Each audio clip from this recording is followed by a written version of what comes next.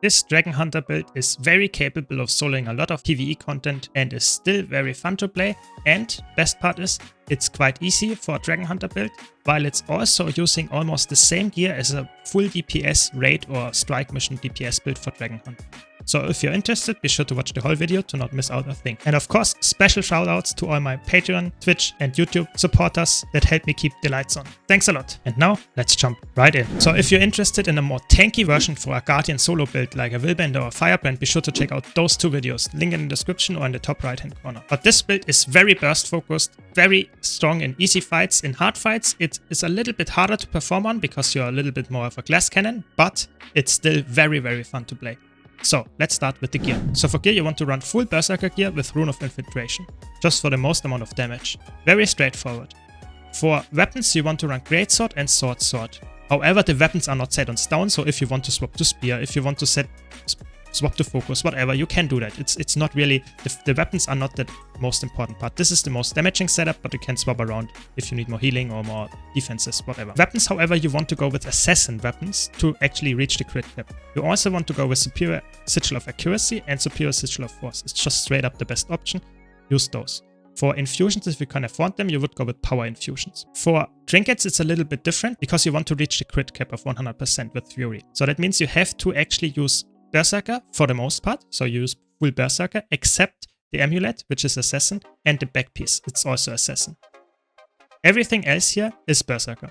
So Backpack and Amulet has to be Assassin to get more precision, to actually reach the crit cap of 100%. For your Relic, you would go with Relic of Sakura's for just passive 4% lifesteal. This is very nice, but be aware, this is your main defensive tool because it's passively healing, but it's only healing if you apply damage, so you really have to pressure the boss or the enemies that you fight to actually receive the healing, so keep that in mind. When it comes to food and utility consumables, you want to go with Peppercorn Crusted Sweet Steaks for the minus 10% incoming damage, just some weak protection, and Power and Ferocity of course. If you can't afford the Ascended version, you will lose the 10% incoming damage debuff, or buff rather, so keep that in mind. But it's still worthwhile to go for Bowl of Sweet and Spicy Butter or Squash Troop for more damage. For utility consumables, you would always go with Superior Sharpening Stone or something of similar stats. For traits, you go really aggressive. You use Virtues, just getting some nice boons, some boon damage increase, some resolution when you use Virtues, and just some cooldown reduction of your Virtues. That can help a lot because you have some really nice block with the Shield of Courage every 38 seconds. It's really nice. You also have some nice Condi Cleanse and healing, and it's just a nice repositioning tool with the Wings of Resolve. And of course, very important, that's why you take it for the Spear of Justice, because that's your biggest damage increase. We will get to that in a second line. For just the other traits, just a lot of damage increase. A lot of damage increase with H's and above the health threshold, just 10% after use of Virtue, and then Permeating Wrath. Even though you're not a Condi build, we will see too why this is actually important. The passive effect of Virtue skill 1 triggers more quickly and now burns in an area, so passive triggers more quickly, that's important. If you don't want to go for min-max damage, you can easily drop that to go for more healing passively with the F2 or even a stun break with the F3. So those are easily swappable, that's the most damaging trait. You can even drop the Inspiring Virtue, lose a little bit of a DPS buff, and go for Absolute Resolve, for example, for more Condi Cleanse, or even for some passive healing if you really wanted to, but typically I would go with this one if you need more Condi Cleanse. For Seal, you get a very nice damage buff again, a lot of vulnerability application, Simple Steel more damage, 7% more strike damage against burning foes. That's why this is so important, because it will trigger more frequently then, and that means that you actually get 7% more damage against burning foes. Then, very important, while you have Fury, your attacks inflict vulnerability, so that means you upkeep quite a nice amount of vulnerability as well. Not as high because you don't have any Condi duration, but still quite nice. And then of course just a very nice damage buff, 10% for the most part. And then Dragon Hunter, it's your build defining trait line. You use Hunter's Premonition for some H's on traps. That's not that broken, but it helps you to upkeep Unscattered Contender, or also just a nice defensive tool. If you don't want to do that, you can also swap, for example, to Soaring Devastation if you need more movement speed, or you can get some more damage out of your F2, but typically Hunter's Premonition is the best one.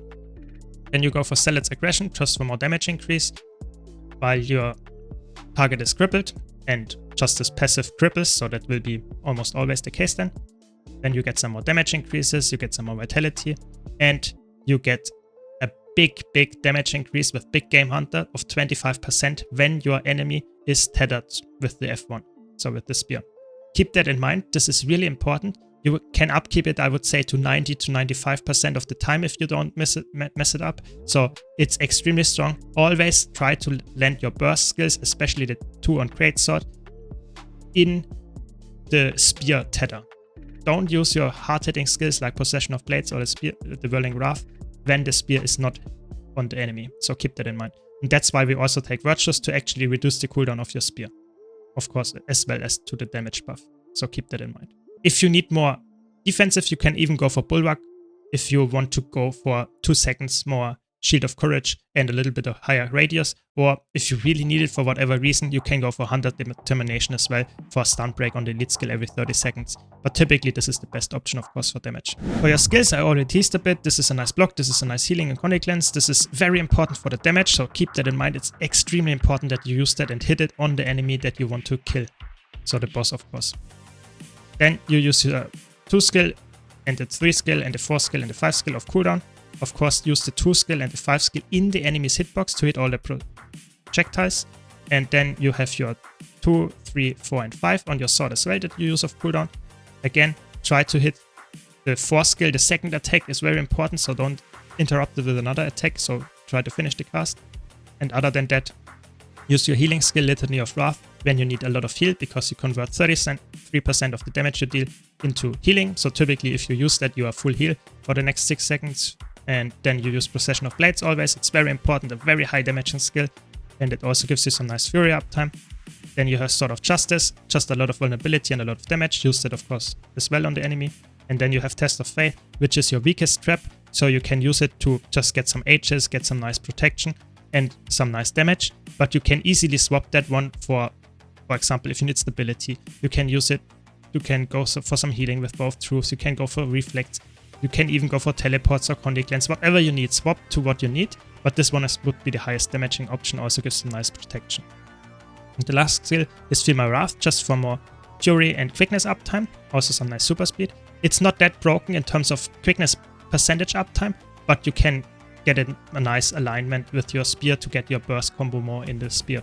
If you feel you need more defensive, you would go for Renewed Focus. 3 seconds of vulnerability and resetting your F skills is really strong. So if you need more defenses, go for Renewed Focus. Typically you don't, so that's why you need to go with Feel My Wrath.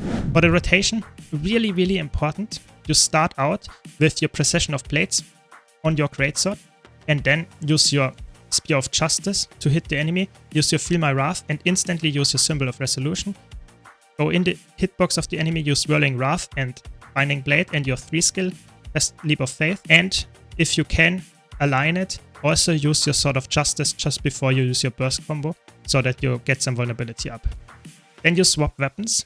Use your Test of Faith whenever, because it doesn't have a cast time.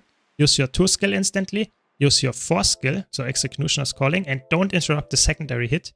Then use your 5 skill as well, and use the 3 skill. After that, you just spam your auto attack until your weapon swap comes off cooldown, and then you swap weapons back. The rotation after this is very straightforward. You always spam your 2 to 5 skills, but only when you are tethered to the enemy. There will be a time of, let's say, 2 to 5 seconds where your spear is not tethered to the enemy. Don't use your burst skills then. Delay them a bit, and then use the tether again when it's up, and use the burst skills after that. It's especially important for the Procession of Blade Strap and, of course, Whirling Wrath. Other than that, just spam your skills of cooldown when they come back after the opener. And of course, if you need healing, if you need blocks, go for Shield of Courage and Litany of Wrath. That's the build. That's how it's gonna play. It's really fun to play, it's really straightforward, and it's amazing even in group scenarios, because you have so much damage and you don't lose a lot by being in a group. But typically this build is of course played as a solo build. If you're more interested in a DPS build for Dragonhunter that is really suited to play in a group, not in a solo scenario, be sure to check out this DPS Longbow Dragonhunter build. And now, thanks a lot for watching. If you want to see more content like this, don't forget to subscribe. I hope you enjoyed this quick guide. If you did, be sure to leave a like. Thanks to all my supporters on YouTube, Twitch and Patreon. And I hope to see you all in the next video.